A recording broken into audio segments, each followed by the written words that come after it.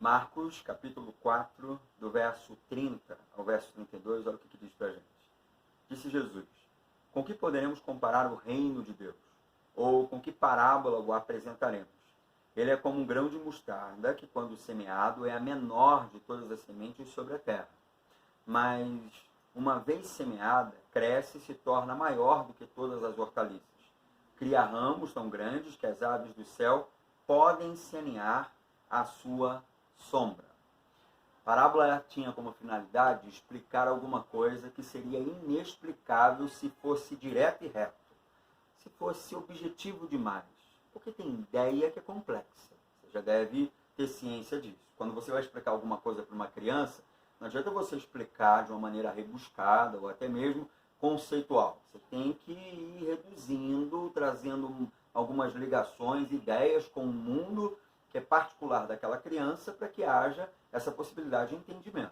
Quando Jesus está falando aqui acerca de parábolas ou com parábolas, ele está exercendo a mesma função. Ele está agindo assim: bom, vamos imaginar que como crianças eles são. Eu vou explicar como crianças.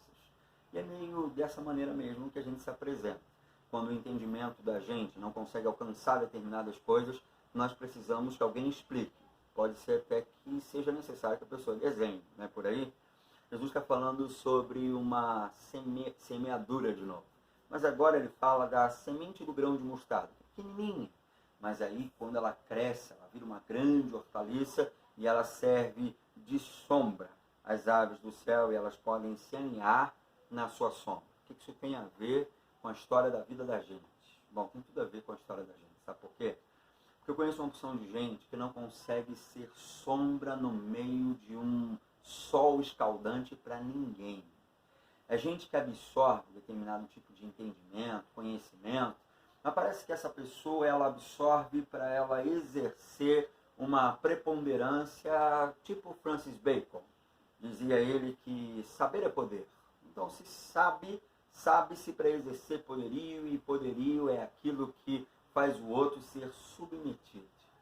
Quando Jesus fala sobre o Evangelho e o reino de Deus, diz que o reino de Deus é o reino de pessoas que se acolhem, que se abraçam.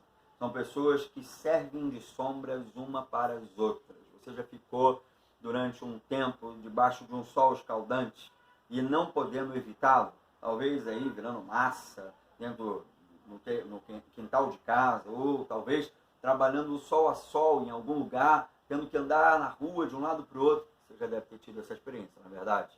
Então, eu já tive diversas vezes essa experiência, tenho essa experiência.